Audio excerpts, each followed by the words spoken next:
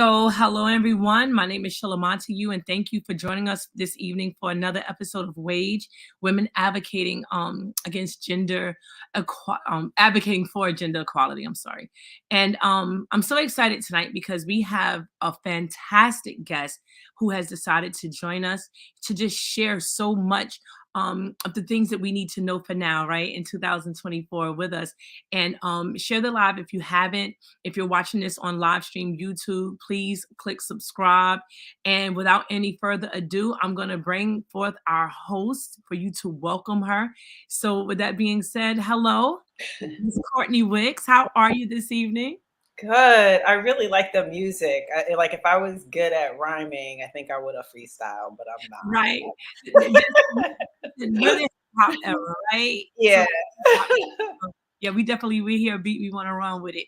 So for sure, for sure. Listen, tonight's show, right? So we have lies, sex lies, and the economy. But before we go there, I just want you to take a moment to just briefly introduce yourself to our listening audience and let them know who you are, Courtney. Yeah. So I'm Courtney Wicks. I serve as the executive director for Investor Advocates for Social Justice, and I also am chair of the leadership committee for the Racial Justice Investing Coalition.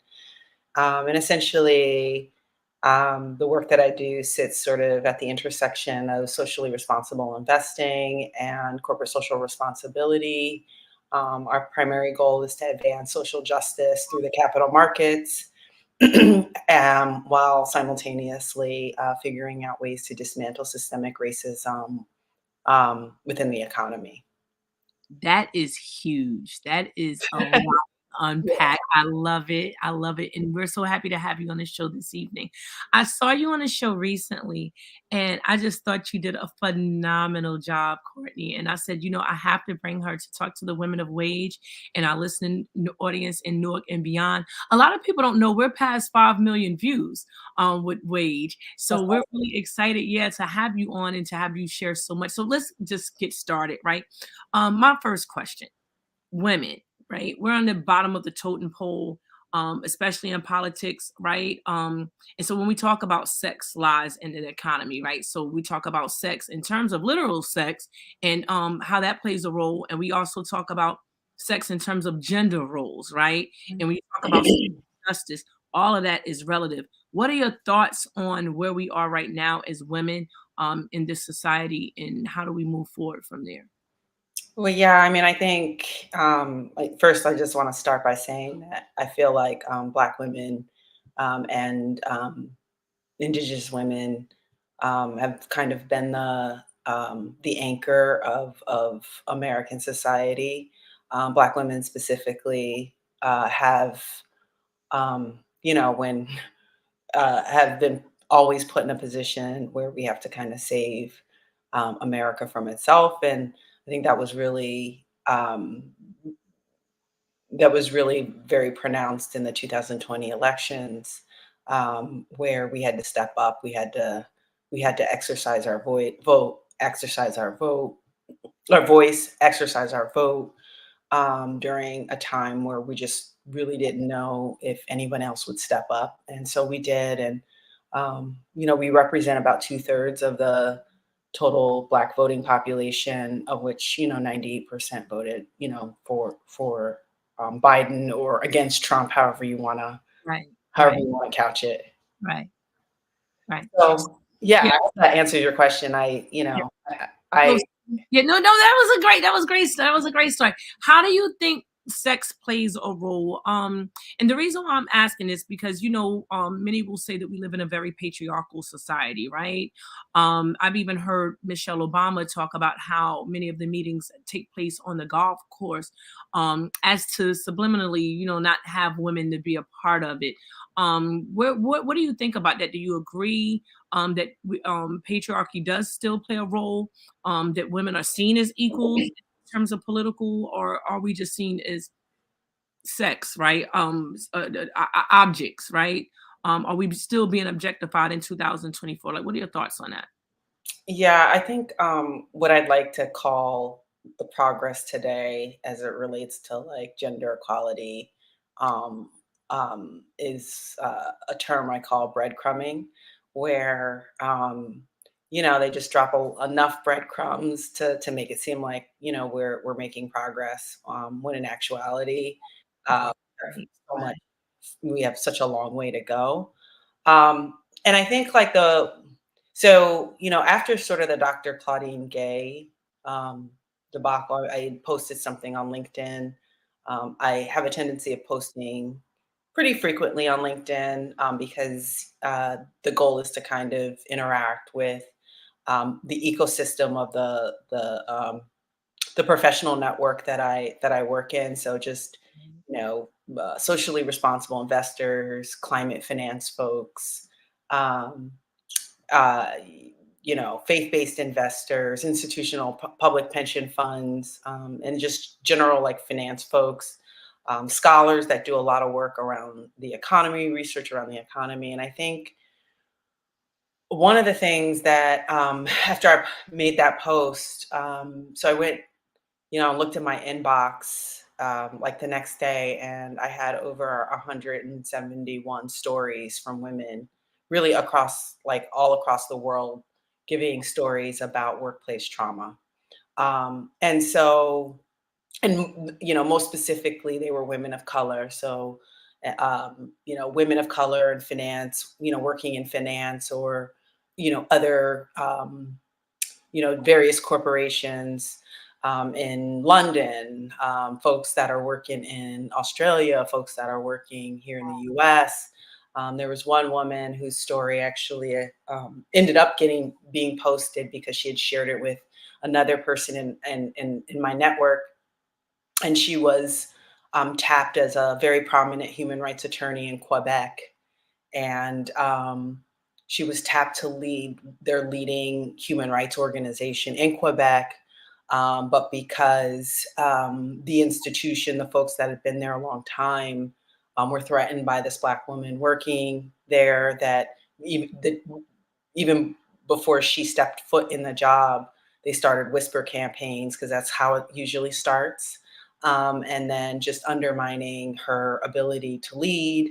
And then, like what ends up happening is you end up going in hypervigilance mode, because you're one, trying to survive while simultaneous trying to lead, trying to move things forward. And I feel like when women of color step into specific roles, we it's hard to like work for an institution, especially a PWI, and not want to like adjust the systemic inequities in those systems or in those organizations. Right. But Now, that's PWI, what is that an acronym?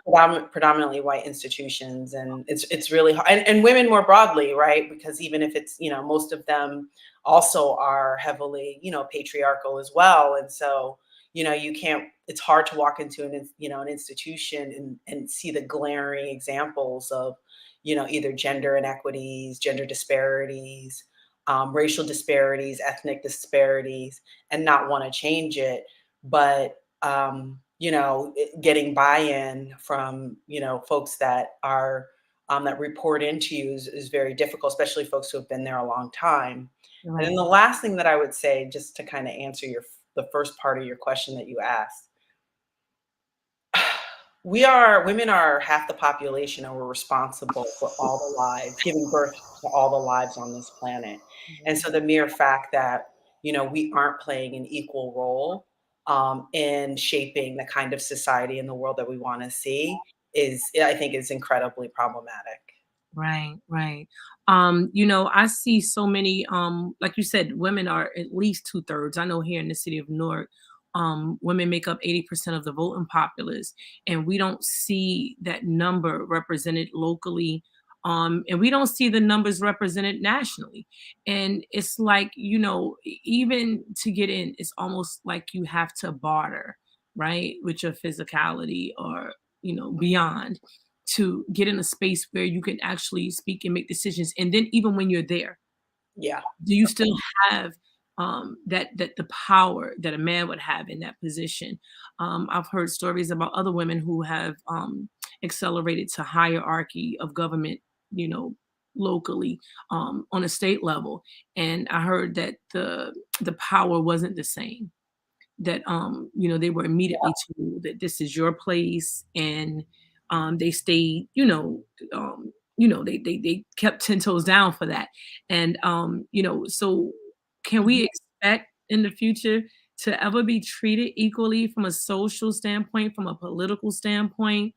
Um, or we would just, should we just Yeah, I don't think women are gonna stand for it. I'm seeing, we're seeing women push back every day, absolutely. every single day, um, regardless of the kind of bullying and intimidation and harassment that it draws. I mean, we see incredibly brave women all the time stepping up and speaking out on issues, and I think that's going to continue to happen. Right, Um, I think, and I also do see a change in some men. I'm not saying, but there is, overwhelmingly, sort of a bro culture in a lot of institutions. And because there is one, there's also like a failure to see everyone's humanity. And so I think that is something like that, like having like, empathetic leadership, compassionate leadership that centers the well-being of, you know, um, stakeholders, the well-being of their employees, the well-being of investors, the well-being of the planet. I think, right. there's no group more set up to take that charge than women at this stage. Right. So let me ask you this. When we talk about wealth building, right? I think that a really strong fundamental piece to that is the Black family. And it is very difficult to create that Black family, that fundamental piece, right?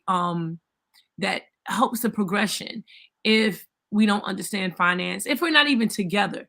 It could go back generations, to when Black men were on plantations and they were bucks and breeders. And, they were literally bought and paid for to impregnate other women on the plantation. And that didn't really give us a spirit of family, right? And so when those things doesn't get healed, when those traumas don't get healed, and generations later, we see that it's very hard for families to thrive how we want to see it in mass, right? And definitely we have a lot of strong Black families out there, but it's very challenging. There's a lot of gender wars going on. People are constantly on podcasts talking about how do we get with women, how do we get with men, how do we make this work, and talking about finances, and all of this stuff is relative, right? How do we get to a place where we're putting family first, and we're thinking about moving the pendulum to put wealth first, right? And creating wealth in our communities when there's still so much that lacks, right? In terms of loyalty, in terms of just being with women. Most of the women that I do know that are really smart, educated, have a lot of things going on, and beautiful women. It seems like something is going on, something is awry. I think Michelle Alexander hinted to it in her book, The New Jim Crow, right? And like you said, in terms of women leadership not being respected, we have Elaine Brown, for A Taste of Power, right? And we're talking about the Black movement at that time, the Black Panthers. 70% of the Black Panthers, I always say, were women. And still, when they put her there to be in charge, it almost dismantled. Nobody wanted to listen to the woman.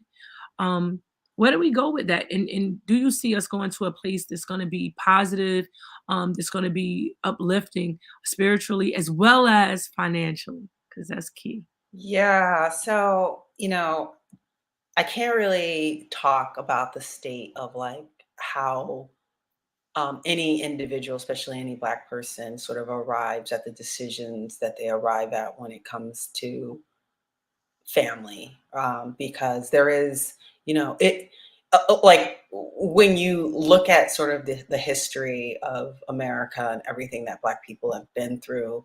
Like, anytime I see a Black person, I just want to hug them because, like, Right, the right. fact that we're here is such a testament to our resilience and our strength and our bravery and our courage. And Yes. and so, like, I do, and I know that's kind of a that seems like very low hanging, very a very Right, low bar, but to be able to, when you look at the atrocities that continue, that were committed and continue to be committed against, Black people and Black communities.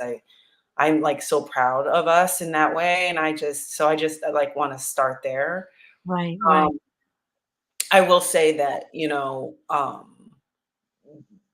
there is it is very hard, right? You know, the Black family, because my parents both they grew up in Louisiana, and like I was just around growing up as a child, spending, most of when I wasn't like in school, I was there, and just being around all these strong Black families in my family, and being around all these incredible men, but also all these incredibly strong and resilient, and also like, professional Black women during a time where, like my grandmother and both grandmothers actually were very enterprising women, and they had incredibly supportive Black men. And so like there was and there is a part of the Black community that we don't often see. right, Um, but to talk about like some of the messaging that we're seeing on social media that is, I'm not sure if that's rooted in trauma or pain, right, right, to sort of engage in language that degrades women, or messaging that degrades Black women, to engage in sort of pushing messaging that right, kind of moves people, human beings, men, women, further away from love.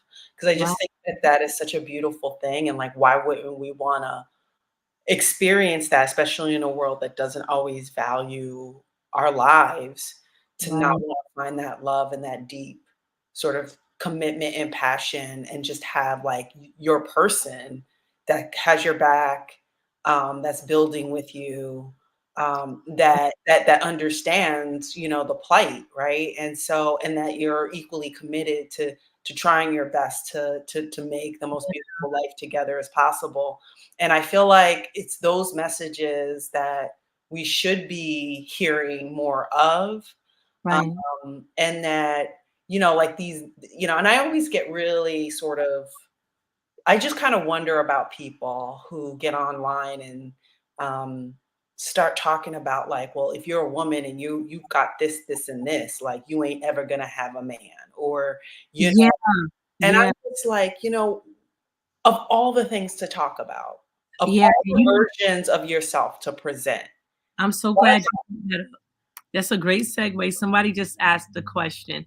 Jody Pittman is asking, I like to, well, she says, I like to ask a question. Does Courtney believe that the attack on Black women has intensified as of late? And if so, why? And I thought it was a great segue into what you were just saying, because even for myself, as somebody who's run for office, I remember being at a debate and a gentleman said, as I was approaching, to prepare to take my seat on the dais, they said, this is not a fashion show. And he wanted me to hear that, right? He wanted me to feel negatively about my appearance, right? And so we get attacked by our appearance, and sometimes it's subliminal, right? And I think a lot of our women, we don't understand how even getting breast implants and butt enhancements and all of these other things that we think are beautifying us, but they're really objectifying us, because like the truth to be told, many of us did not have those families. I know for even myself, my grandmother raised me, but I know that that was the era that drugs were put into our community. So many of our men at that particular time during our coming of age were going to jail, and I right, mean in record numbers. And a lot of drugs turned our parents into drug addicts and different things that they had to battle during those times. On top of the depression of having Martin Luther King murdered, Malcolm murdered, right? There was a lot going on at that time. And so to hear men now, after all we've been through, to hear men, especially, I think I saw a show recently. We were even referred to as whores, like by the way we dress. But is it really the way that we dress, or is it how our body looks, right? And then you think back to people like Sarah Bartman, right, who was put on display because of the shape of her body, because our bodies are shaped much differently. Yeah, There's different yes, I know, the woman who was kidnapped and, put into a circus because focus. Yeah, and yeah. her body was put on display because she was. Yeah, so I think, yeah, so to answer Jody's question, absolutely. I think Black women are being attacked. It's clear that Black women are being attacked. And because, like so like today, for example, I had a conversation with a woman who runs an organization in Georgia, and she's, fighting voter suppression in the state of Georgia while also trying to fight for climate justice in Georgia simultaneously, and she sees them as mutually inclusive issues because there is this sort of race um, to move towards a more sort of a green economy, but and there's talks about just transition, but just transition hasn't really been defined for communities of color, not really. And so, she's been working to try to get, address voter suppression so that they can elect people who will support their interests and raise these issues of concerns in the halls of the state house in Georgia, while also, trying to build a more inclusive and diverse board of the Public Utilities Board, which regulates, the utility sector. And so I'm like listening and I'm talking to her.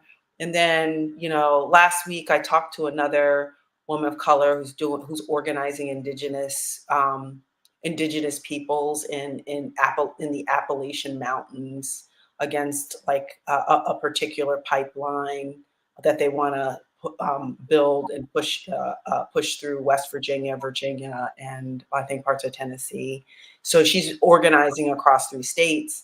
And then there's a set of sisters, Black women, who are basically on the front lines in Louisiana fighting the fossil fuel industry as they try to expand their footprint in Black communities, which are, Black and Indigenous communities, which are considered sacrifice zones. And so Wow. we're on the front lines fighting for what's right.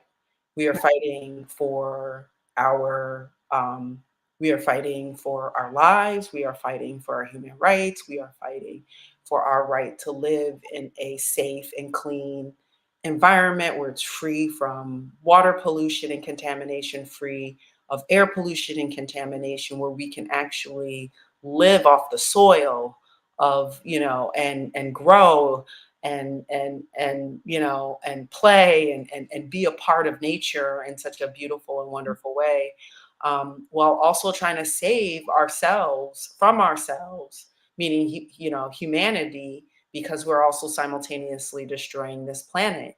And so we are standing between big industry, we are standing between um, extremism and our society's soul. And so and these women, like this one woman, she's like, yeah, I filed a lawsuit personally against this company because they're polluting my neighborhood, and I bought one share of this other company so I can have access to shareholder meetings and raise issues of concern directly to the board of directors and directly to the C-suite. And so I'm just so amazed and in awe of what Black women are doing in this country, but even more so abroad. Like there's women in Somalia and in Sudan that are standing up and Yeah. fighting against genocide. There Right. are, women of color, Black women in Australia fighting for the rights of the, Aborigine people, as well as the rights for Black people that live in Australia that are marginalized and subjected to variations of exclusive laws and policies and systems. And so there are Black women. Oh my God, there are Black women fighting in Finland, Black women fighting in the UK. There are Black women fighting in Canada. And it's just such a wonderful thing that It my is work beautiful. allows me to like meet these women and see what kind of work that they're doing and be able to collaborate and coordinate efforts with them. And so we are standing between, Yeah, Cat Williams would say, there's God's side and the other side. And we're that part. and that's what we're standing, Absolutely. we're on the front lines of God's side, I believe. I really do. Yeah, absolutely we are. Now I wanna ask you a question because when you talk about the attack, right? So I guess that was the environmental piece, right? Education. Are we being attacked in terms of We're education? always we're always being attacked because it's Black moms that are always advocating and fighting the school district. I don't know. I mean, like I've seen activists. I've seen. I would say I've seen a disproportionate number of women that are on the front lines of fighting for education equity, fighting for their child to have the right to a quality education, fighting against the the school to prison pipeline, fighting against school segregation. It's just the number of issues are just and fighting against standardized testing that's racially biased, racially and ethnically biased. I can't, so I think that one is really hard because it's your child. And I Mm, think it really, like when I see women who've been on the front lines of education, and fighting for, their children, fighting, and I have to say I've been there. It is the most demoralizing and yeah, discouraging and traumatic experience that you could possibly go through because you want to believe that your child is safe, but it's pretty clear that your child may not be safe in a public school building because of all the policies and the systems and the underfunding and the politics, the in school building politics, the horrible. school board politics. It's just endless, and it's just like you're constantly trying to avoid landmines, and it's incredibly exhausting. It is, it is, I can imagine. Um, off to the sidebar for a second. You've spoken in the at the UN. Yeah. Tell us a little bit about that. That's incredible, you gotta talk about that. Yeah, it's so crazy that I had that experience because, like almost 2.5 years ago, I like finished, I was wrapping up my last chemotherapy treatment. And like 2 years later in November, I was speaking at the United Nations. I was invited to speak because in my organization, we do a lot of work around what we call peace and demilitarization. And the work that we do around there is we engage the defense sector. We try to advance human rights at these companies.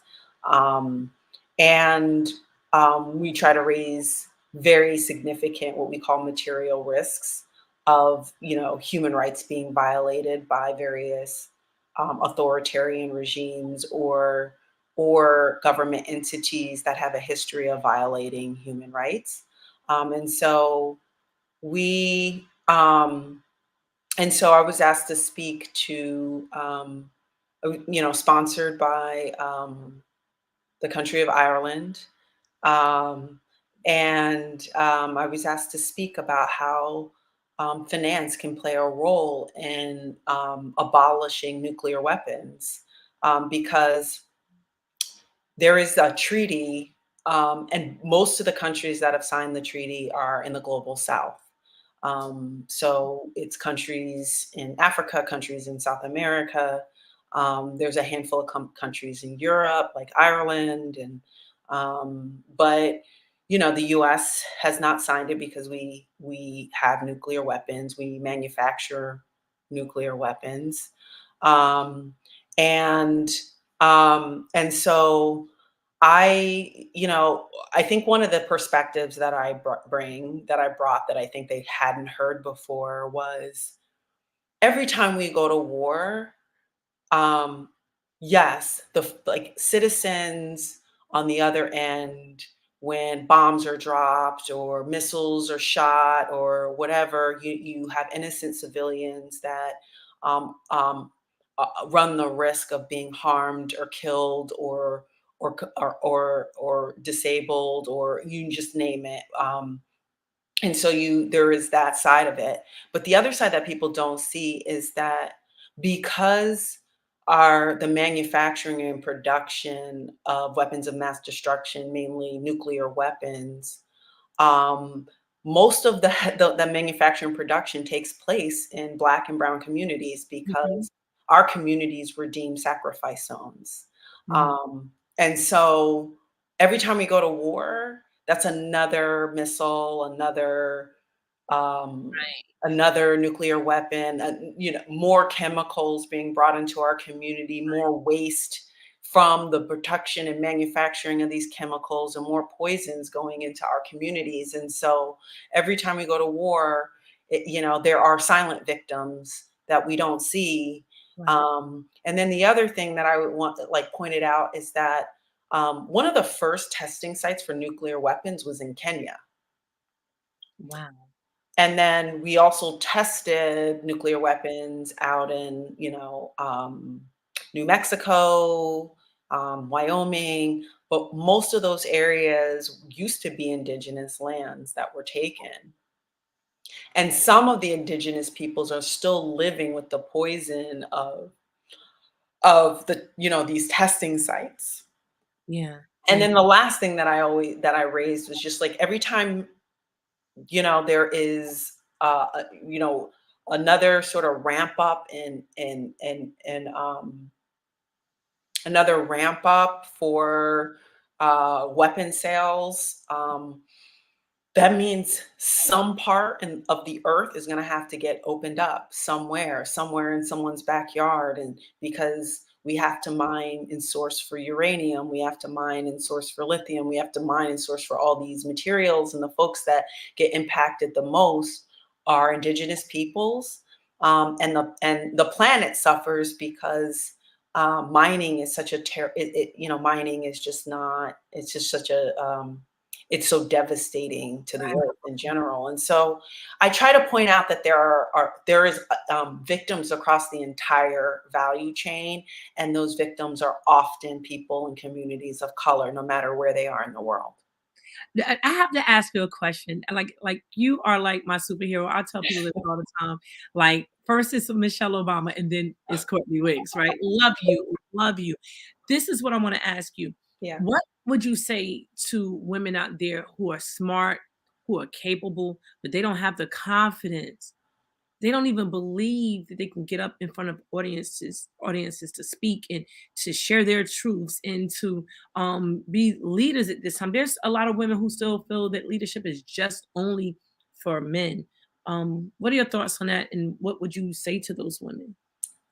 I would say that, like, look at our world. Look at our world. We're constantly at war. We're worried about the climate crisis. We're constantly having economic crises. The wealth gap has grown not only in the Black community, but poverty is, for all the money in philanthropy that we spend to eradicate poverty, it's worse.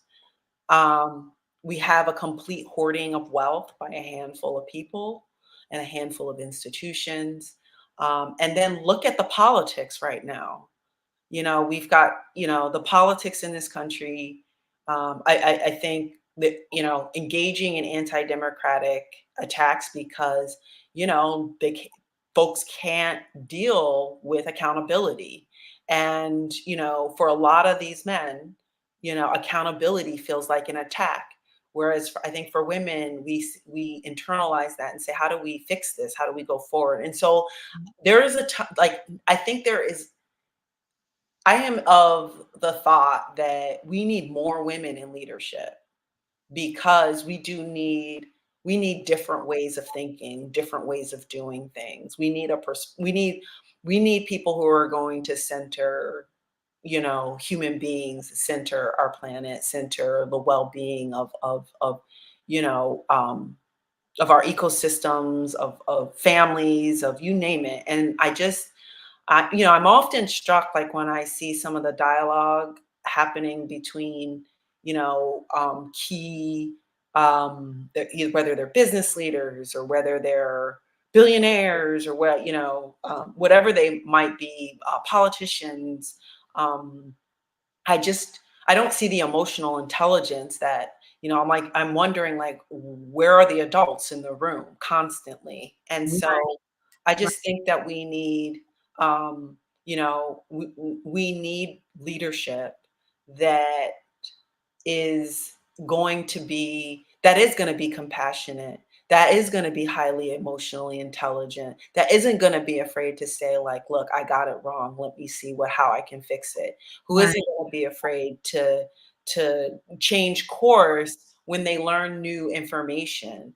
And so that's going to bring a high level of emotional intelligence that isn't, that's not, and they're not going to be driven by ego or this right, sense, like this warped sense of winning or Machiavellianism, like I just think right, that that's why. So I say to women, like, there's no way we can do worse than what they're doing right now. right, right. Step up and speak out and, like, Yeah, and be share. embodied, go for it, right? Yeah, I mean, I know it's easier to said than done because there is a level of viciousness, there is a level of meanness that's out there, and they will talk about your body, they will talk about Mhm, they mhm. will make it very, very, very personal, and that is a very Right, traumatic thing, and that it can be scary, but that in and of itself does not mean that you aren't smart, that you aren't capable, and that your ideas aren't worthy of listening to or advancing. wow, wow, absolutely. Good stuff there, good stuff. Now we have a question I'm gonna take from the audience. Okay. Um, okay, so someone is asking, how does that incorporate to our current state of emergency with education, healthcare, and labor wage inflation? Okay, so let me just see. How does that incorporate to our current state of emergency with education, healthcare, and labor? Okay, so I'm not quite sure, like, which part of what I was talking about that this is directly connected to. So I'm gonna just take a shot at answering it, and then feel free to answer, to post a follow up question if I don't answer the question. So here's the thing, like, the way that our society works is there is an economic engine, and that economic engine, it pretty much drives and propels everything in our economy and in our daily lives. And when there isn't a equitable flow of equitable flow and distribution of wealth and capital in our communities, those entities are going to suffer. In terms of labor and wage, there's not labor or wage inflation. There's actually labor and wage suppression. Right, So, right. one of the things that I would say is, like, if y'all remember when all the cities were, throwing themselves at Amazon to try to get Amazon to locate to their cities, and they were throwing everything but the kitchen sink at them, tax credits, incentives, you name it. They paid, hundreds of thousands of dollars for consultants to put together Sure the did. best possible package. Well, data is showing across the country that wherever Amazon is located, they're engaging in wage suppression. That's right. And That so that's right. workers aren't doing better.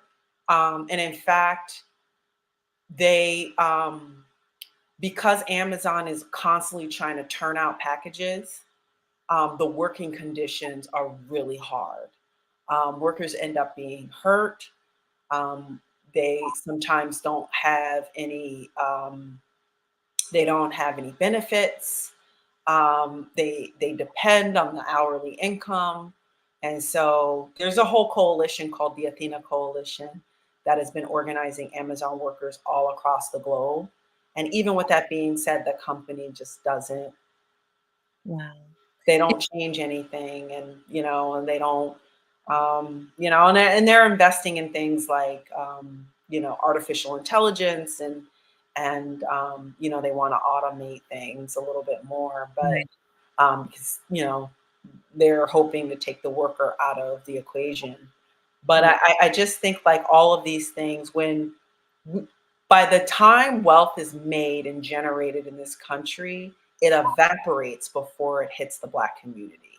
And because it evaporates before it hits the Black community, it is very hard for us to be able to fund our schools adequately, to provide access to health care, meaningful health care, um, to be able to even generate the kind of jobs that we need in our communities so that people can take care of their families, put food on the table, and put a little bit of capital away for a rainy day.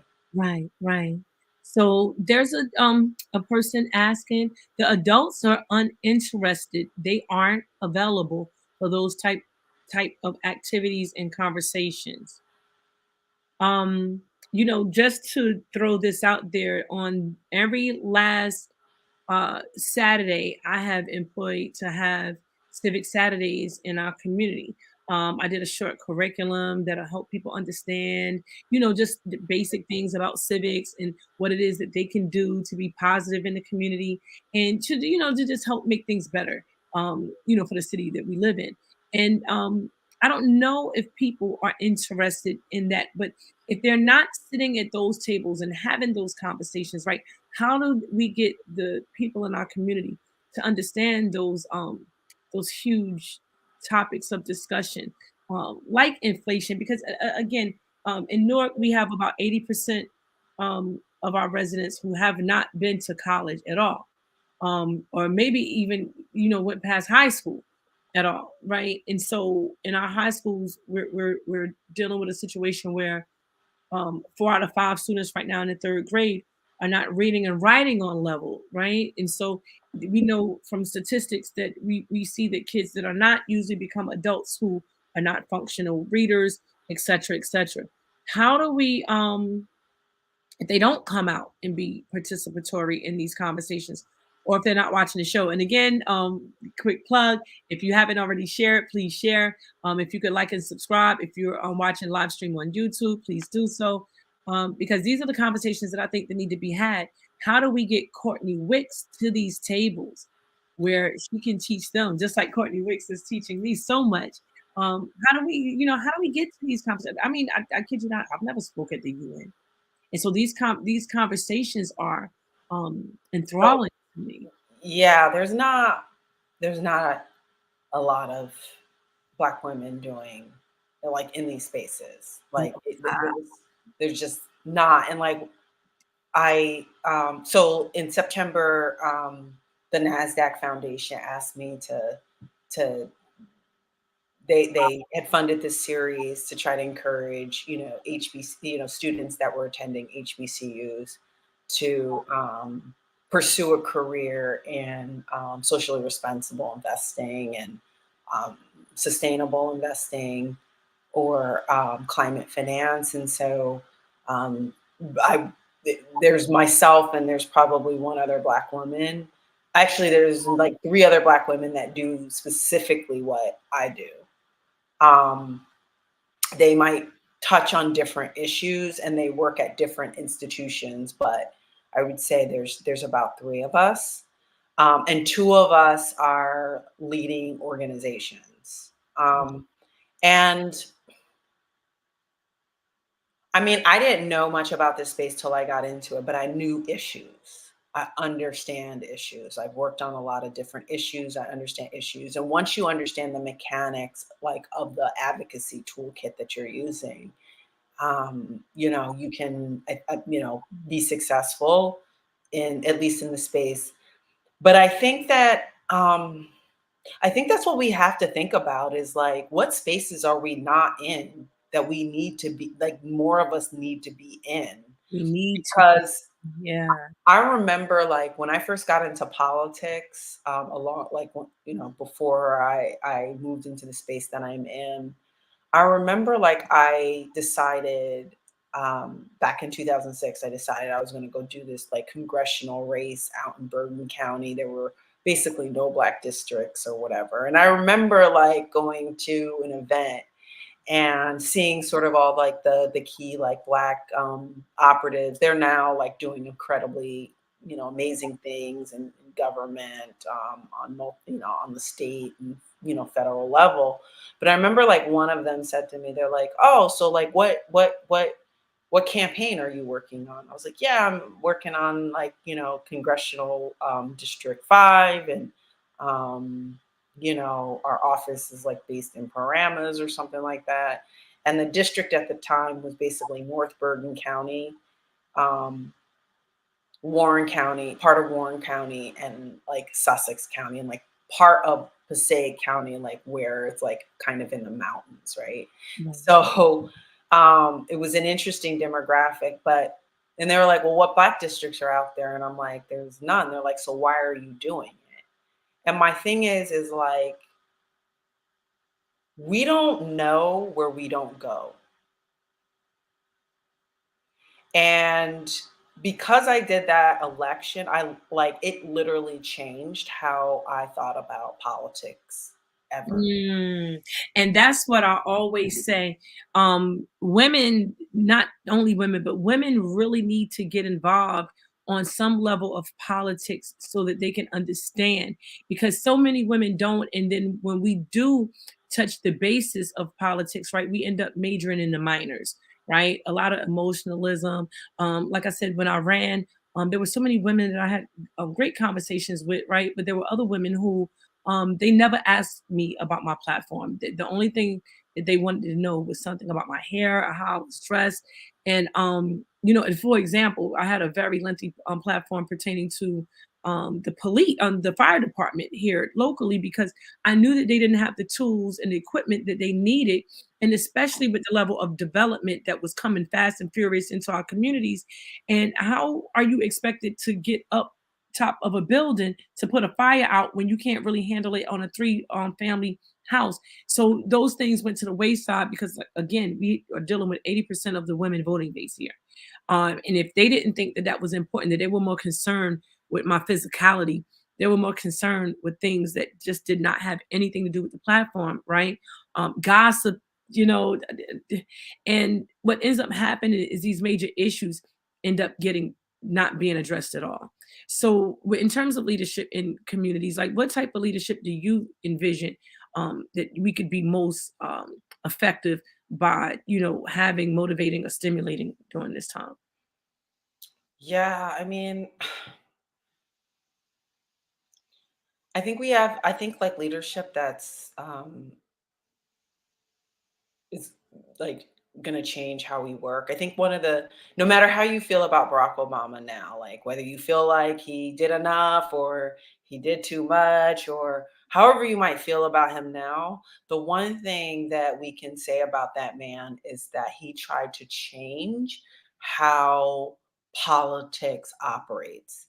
He Mm, tried to change, because one of the things, like every time like there's an issue and there's a memo on a particular issue that's sent, they don't always read it. right, They don't always read it. They don't always become like as educated about the issue as possible. They don't always like try to set up like working groups where people are troubleshooting and working through and trying to see like, what are the issues and how can we impact? Is there legislative action that we can take? And if there's not, is there administrative or administrative action that we can take? I think we really have to change, because right now government is all about managing. It's not about governing. And right, and and so that paradigm has to change because there are major systems failures, and sometimes it's kind of like rock paper scissors, right? Like Sometimes Mhm. policy may not be enough to fix the system, Yeah, if the system is a failure, right? absolutely. Sometimes policy is enough because the system actually works well, but has some hiccups or deficiencies in it. Sometimes it's not a systemic or a policy issue. It's the practices and how people, it might be the culture of how, Right. and so it requires a level of like multi-dimensional thinking and problem solving. And and so it, I think if I were to have sort of a, a dream, if and it is to have more multi-dimensional thinking leadership that Draw knows. that out, Courtney. Draw that out for those of us who don't understand. I love that. Multi-dimensional. Please draw it out for us. It's just someone who can like identify, or at least has built a team around them that can identify ways to address problems beyond just policy and beyond just um, beyond just policy or just managing the problem. Because I feel like our despair as Black people is just being managed, it's not being solved.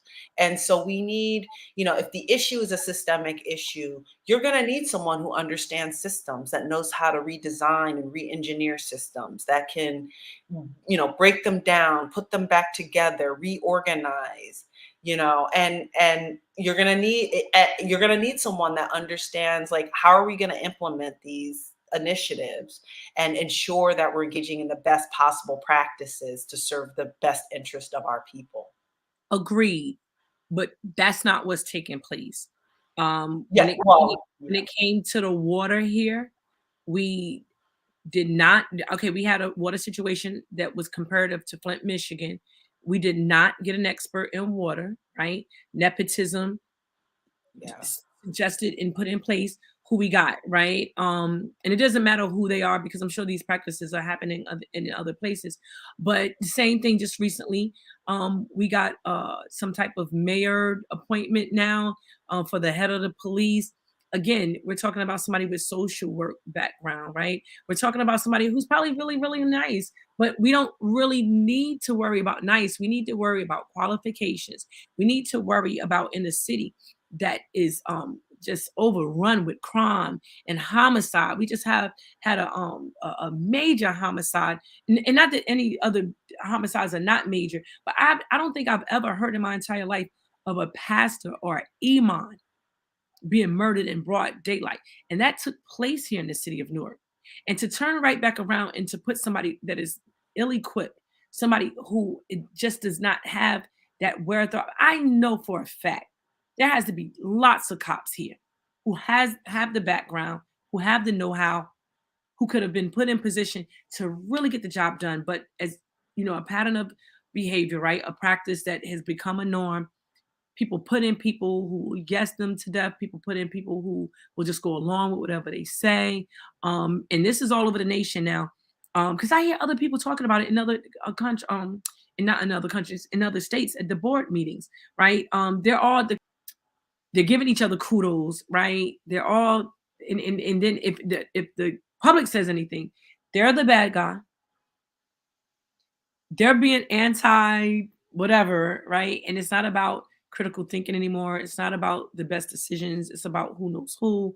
Um, and I'm gonna lead that in to let you to just address what one of the Facebook users are asking, which is what are we going to get? I'm sorry, when are we going to get the meaningful results like equitable wages that matches cost of groceries, housing, and healthcare with the middle and lower classes? And that's all connected. But I'm gonna let you. yeah. So I serve on a leadership committee for it's a worker justice leadership committee, and on that leadership committee, our goal is to not force, but push companies to adopt a livable wage. Mhm. And so one of the reasons why we're able to at least raise this with companies is because we organize shareholders. Mhm. And so a great example that I can give you is last year I was part of an effort to organize shareholders at Tesla.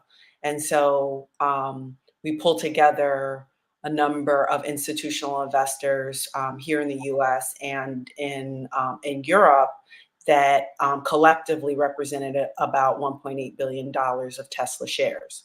And so we, drafted a letter, we sent it to the company, like got all kinds of, press around it. And So that gets the company's attention because, you have, shareholders that represent $1.8 billion of your shares as as a company. And, and so now the company has to decide, like, do we engage these shareholders? And if we don't, what are the ramifications? Because what if other shareholders ask them if we've engaged them and then they say no? Will their effort grow? Will they start running corporate board candidates, which is always, will they lead a divestment campaign? There's all these things that we can. There's all these levers and things that we can do, and sometimes the company says, I don't really care. We just gonna keep doing us. But because we can pull that lever, we are filing what we call shareholder proposals at a multitude of companies requesting that they adopt a livable wage, and then that investors and shareholders of that company want this to happen. And one of the things that I've heard when I engage their senior management is they'll say, "Oh, you realize, like, if we raise wages, it could have, like, a negative impact on shareholder value." And I'm like, "But you raised executive compensation last year, and the CEO of this particular company is making 400 times more than the average employee. So there is some, you could whack this up however you want to take care of workers. You really could." And so there is that effort. So I say all this to say that there is an effort, there is a push to for companies to adopt a livable wage. With that being said, the inflation issue is an interesting one because apparently inflation's gone down, but the cost of goods haven't. And so not sure why companies, if inflation has gone down, if our supply chain issues are have been relatively solved, because that was the first hike in prices, Yeah. was when the war on Ukraine broke out. It disrupted supply chains, and as a result, it was hard to get certain things, and it raised the cost of goods.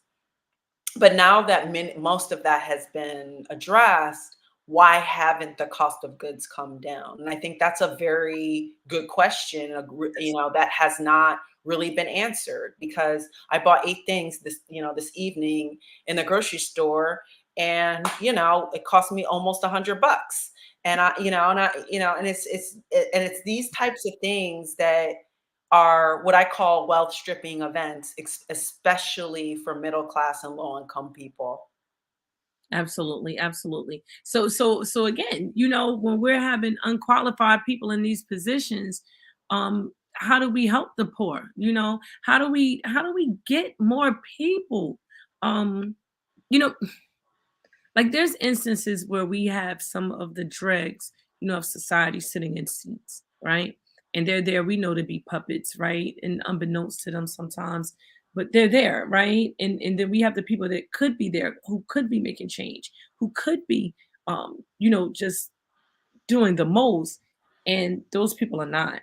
Um, and again, maybe it's because of gateholders, maybe it's because of big corporate businesses. I don't know what it is, but that exact. Yeah, a lot of it is the economy around politics, right? I mean, like, there is a formula, right? And that formula requires that campaigns be funded, because even if you could have the best messaging, best Right, ideas, you could have the best vision, but if right, you don't have that money in your campaign, you're only one person.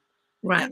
And what money does it that, what money does in a campaign is it helps amplify that voice. It helps amplify your message. It helps to duplicate you when you're knocking on, doors in XYZ district. You're able to hire additional people, to knock on doors in other districts and spread the message and spread the love and spread the knowledge.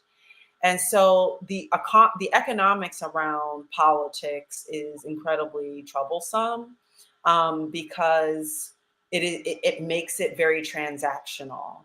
And because it makes it very transactional, you're constantly having to negotiate, barter, sometimes at the expense of your community, because this person wants to, or this company wants to do business in your city, and you need them to write a big check to your PAC, or the local political party, or your campaign. And so the attitude is like, okay, I will let this slide right now, and then once I get in office, I'll fix it. But I always say to people, like, how you get in is how you stay in. So if you get in if you get into office one particular way, it's very hard to change course once you're in office, because that's your base now. Those are the people that support you. And so um if you try to change course and do things differently, they are going to abandon you. And I've seen it happen, especially with Black and Brown elected officials. I've seen it happen to them on numerous occasions where they had a departure, a difference of opinion on a particular issue, and they got kicked off the line, or different people didn't, they decided they didn't want to fund their campaign, and then all of a sudden they don't have the money, and then they shift that money to someone else, and then that person has sort of the war chest they need to win. And so we do need campaign finance reform, like 1000%. Yeah. The other issue is the way our politics is structured, and I've said this numerous times, and I will continue to say this: is Right. that, like, especially in the state of New Jersey, we're one of the only states in the country where the local political party picks the nominee before the primary happens. Usually, the person that becomes the Democratic nominee is the person who wins the primary. But Right. in New Jersey, they give you the line. They give you the line before the primary happens. And so what ends up happening is the average person who wants to run for office, right, usually doesn't end up doing it because they just don't want to play those types of games. Um, Right. or and the person that ends up getting the line is usually the one that's going to continue to rubber stamp the way, not like make waves around the status quo. And, like, instead of your base being the people, and going out and, like, trying to campaign on issues and what you're going to do in Trenton or what you're going to do in City Hall, you end up lobbying the political establishment, because once you get the line, you know whoever decides to run against you is literally at a financial disadvantage. Right. Listen, what did you have to say as we start the process of landing this plane? What do you have to say to people who, again, and I think I asked you this earlier, but I don't know if I heard what I would like you to leave the audience with this. What would you say to people who don't want to vote for Trump, because you got your naysayers on both sides, don't want to vote for Biden? What would you say? Would you encourage them to vote? Because that is a big issue right now. People are not voting.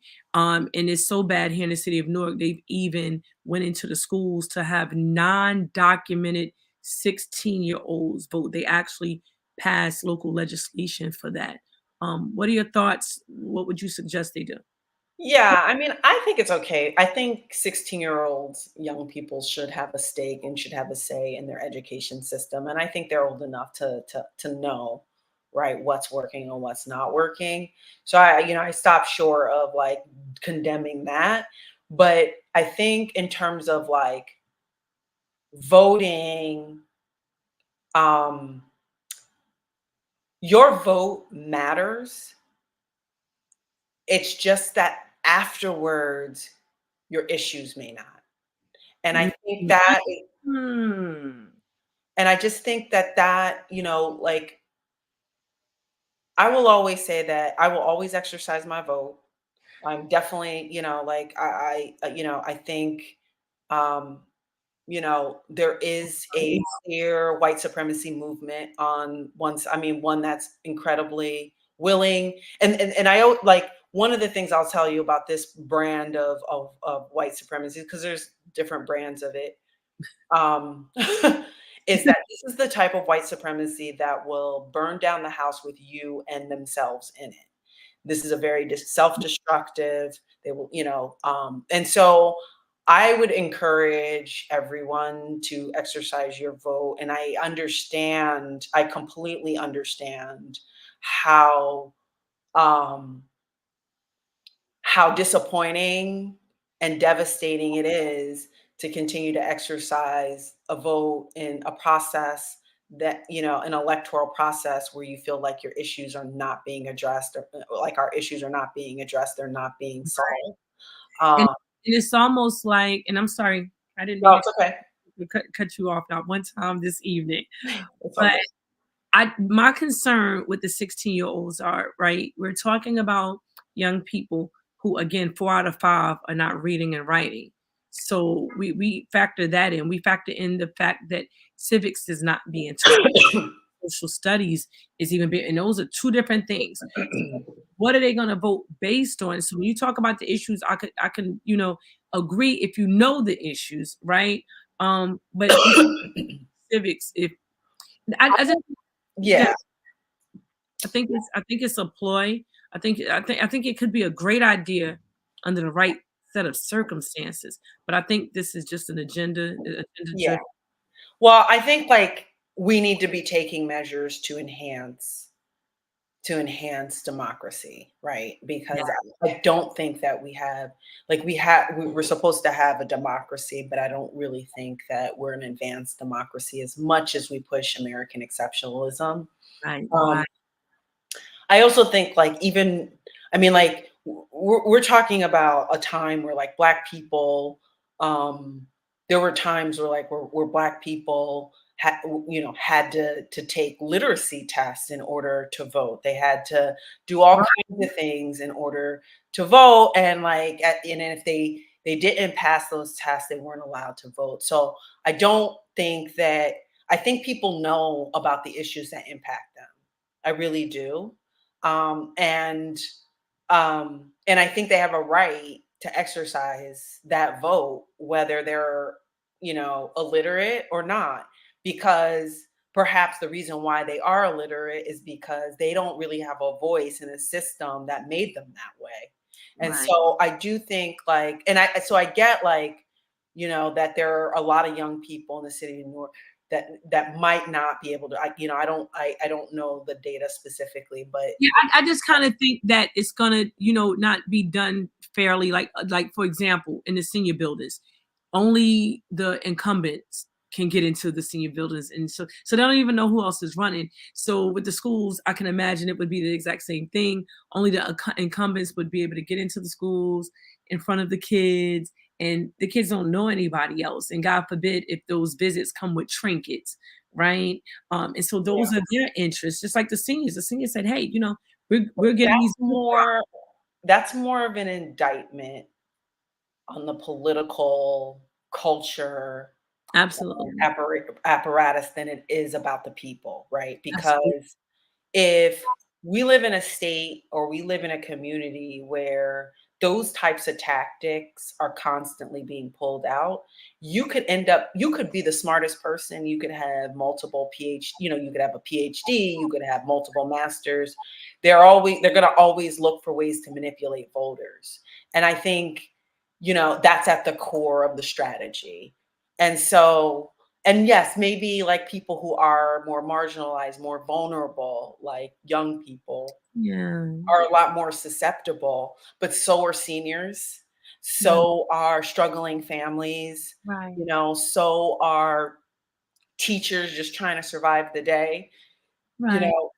So I think it's just it just requires us as a body, as a community, to continue to try to educate people as much as possible on these issues. Try to figure out. I mean, I know it's daunting, it's exhausting, and Yeah. sometimes the folks that we're up against look like us, right? And so, that can be incredibly discouraging because you're trying to appeal to a person's higher angel, and that's just not a motivating factor for them. Yeah. And so I just think, but I am like, I feel so good about like women like you, Sheila, the women that I'm meeting in my job. Like, we just got to keep doing what we're doing. I Keep mean, on pushing on, right? Keep on yeah, pushing. I just don't think we just can't On. give up, but I will say that like we do need to make time for rest. We need to make time for healing, and Yeah. we need to make time to grieve because these issues and the lack of progress on them, it's like sometimes it's like attending a funeral, like you're just, Yeah. and like, you know, we have to figure out like, one of the things we're doing is we're going to create like, grief and healing circles, Right. for women in our who are doing the work that we're doing because, there are so many attacks coming, at us. And because the economy is kind of like the last battleground, and we're asking like, you know, um, companies like BlackRock to stop, exploiting and extracting wealth. There's no accountability. If they just get a Right.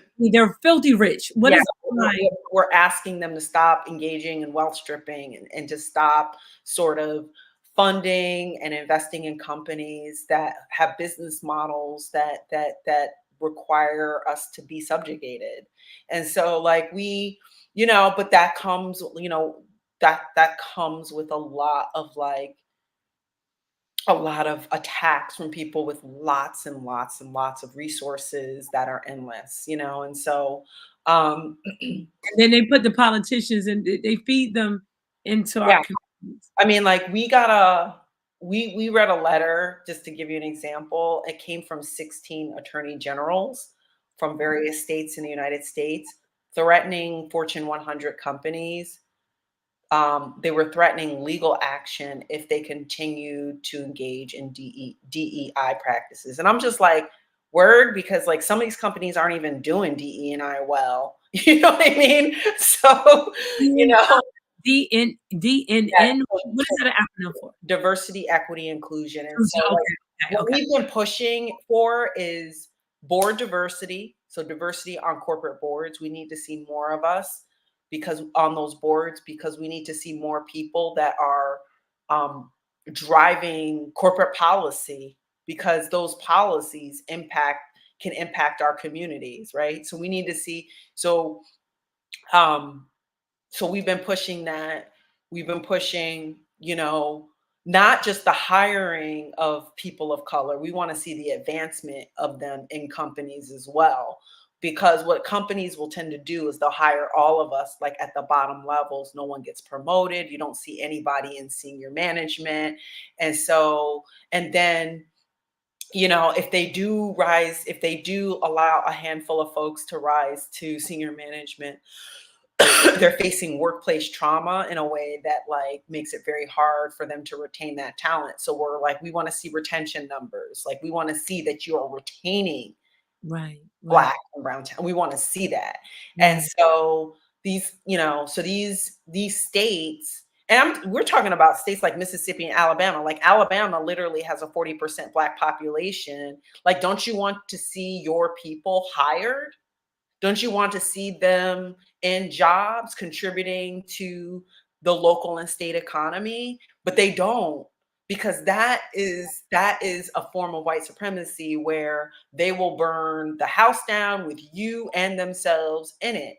right. Because these states, Mississippi, same thing, one of the poorest states in the country, don't you want like not to be last?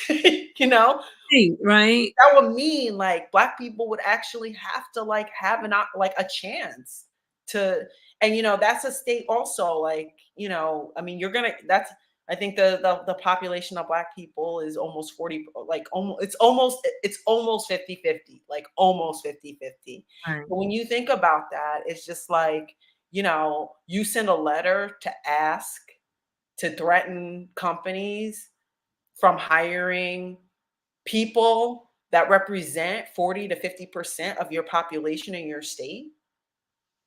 To me, that's crazy, but these are the types of things that we're doing. And I just we just need to make sure, like, when we speak out and and companies come for us, we just have to make sure that we're healing, that we're supporting each other, right.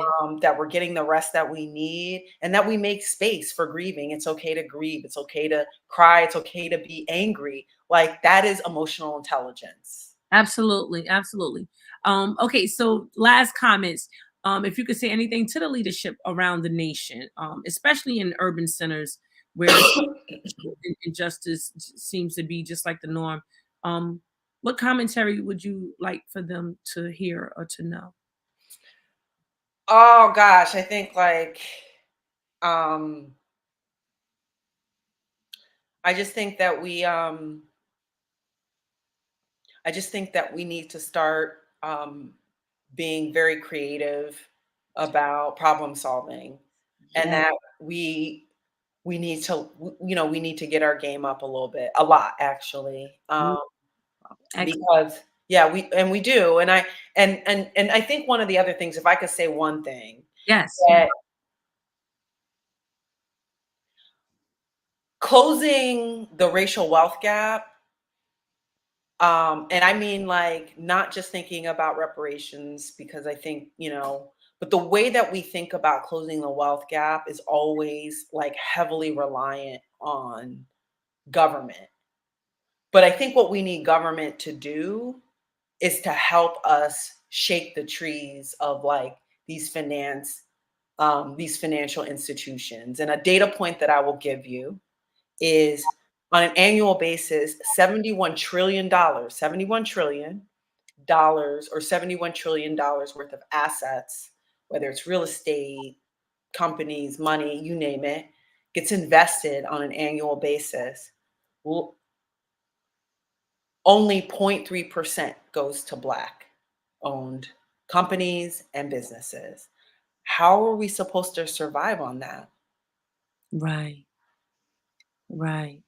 How are we supposed to create jobs on that? How are we supposed to fund our schools with that? How are we supposed to ensure that we all have health care and are thriving? How are we supposed to like mitigate the risk of wealth stripping when there's so little capital that flows to and through our communities? Absolutely. Absolutely. Listen, I love everything that you said tonight. I see the audience have weighed in to say some things. Let's see. We have In 5 years, how will the current migrant population affect the hiring of AAs? we got a lot of comments on here. Hold on, let me try to hit this really fast. Okay. Somebody says, "Mom twin forever." Says it's all about the money. We have Marilise who says 4 out of 5 not able to read. Yes, Marilise, in the city of Newark, 4 out of 5 students in the third grade are not able to pass the test. There are some schools that they only have like maybe one, if um, child that actually can pass a state exam on a low level. This is not the roof we're talking about, just the floor. So yes, that's the situation that we're dealing with. Um, Mom Twin Forever says, I don't believe 16, 17-year-olds understands the importance of voting. I'm with you there. Whoever they vote for, I believe they're voting for family, not for themselves. Yeah, I just think even with the undocumented citizens, that we have a process, right, to get to become documented. And if you don't have any documents, who's to say anybody could walk in and say that my name is Juan Perez or whatever? How will we know if you're undocumented, right? It just doesn't sit well with me, but there's something that we have to keep a close eye on. And they passed this ordinance, I guess, what in January, and it's going to be active in April. So something for us to look, just to keep our eye on there. Um, Marilee says we're supposed to have a republic, not mob rule. Sometimes mob rule scares me because of propaganda. Um, Courtney? Yeah, I mean, propaganda is used. It's a tool that's used to really dehumanize the other person or the other group. And so I agree that you know um, mob rule is. I mean, we're seeing it play out every single day. So, Yeah, but that will require us to have an educated population that it can, and not just educate, because I've seen some like educated book smart people just say ridiculous absurd things, have ridiculous and absurd beliefs, and would rather believe a lie because it fits the narrative in their head than try to sort out what is the truth. And so um yeah, so I agree. I'm just not sure like what that comment was, in relation to. Uh, right. Right. Sometimes from our conversation, we kind of lose track, guys, and I apologize for that. Where the comments fall in the midst of the conversation, because they're definitely having one here. But I'm just going to wind this up right now. In 5 years, how will the current migrant population affect the hiring of AAs, African Americans? so do so that question I think kind of gets to the heart of like how we think about the economy. Um, do we as African Americans, why are we constantly fighting for the bottom jobs? Right? Because when you look at the migrant situation, like I'm going out to Arkansas in a couple of weeks, um, because that's like kind of the heart of the meatpacking industry. And you know, the meatpacking industry, 80% of their workforce are hourly workers, and many of them are migrant workers. And they're not really paying them that well. And when COVID happened, they lobbied the federal government not to provide any protections, and a lot of people died. But they didn't, because they were migrants, they didn't have recourse, because they weren't citizens. And so companies want that. And now that they can't find workers because Black people are like, we're not doing that. And we shouldn't have to do jobs like that. Like, we've been in this country, we were here since the founding of this country. We shouldn't still be battling for the lower rung jobs that provide no benefits, that provide no like pathway to economic mobility. And Absolutely. so, and so there is a there so I would so I just want to just say that first, because I want to see us doing I want us to I'd rather us shift our focus to fight for more economic like opportunities for economic mobility, and for us to be able to close the racial wealth gap so that we can not only start businesses, but that our businesses can grow. When we start a bank, our bank is competing with Goldman Sachs, not just not just some small bank that doesn't have a whole lot of assets, and we're fighting for crumbs. And so like that's kind of what I would just how I would try to get everybody to think about it in that regard, because companies are hiring migrant workers, but they are hiring them in jobs where they can exploit them. And so we could certainly continue, we could certainly fight for those jobs, but those jobs like these companies want workers that don't have any rights. Sadly, very sad. Okay, so listen, thank you again so much, Courtney Wicks, for being here on Wage tonight. We so enjoyed you. We definitely want you to come back to speak to us about more issues, and we're gonna continue to have this show every Wednesday, no matter how tired I am, because these conversations need to take place, right? We need to be one in discussing, and it doesn't mean that we always agree, but Yeah, we we have don't have to. to have the conversations. We have to open up the conversations, right? And that's what makes democracy so beautiful, that everybody's voice gets heard, and the voices are respected, and the majority, what is it, 50 plus 1 or 51% rule? How does that go again? Is it Which rule? The 51% rules yeah. when it comes to, I guess, voting or whatever, the 50% Yeah. allegedly, Yes, allegedly. allegedly, right? But listen Yeah. again, Courtney, thank you so much for Yeah. coming on with us this evening. You're welcome. Thank you for Thank having you, me. listening audience, because without you, we wouldn't be here. So again, if you're watching this on live stream with YouTube, please click subscribe, so that you can always get your notifications. Social media, Facebook specifically, don't always send people notifications anymore. But listen, guys, people are listening, people are paying attention.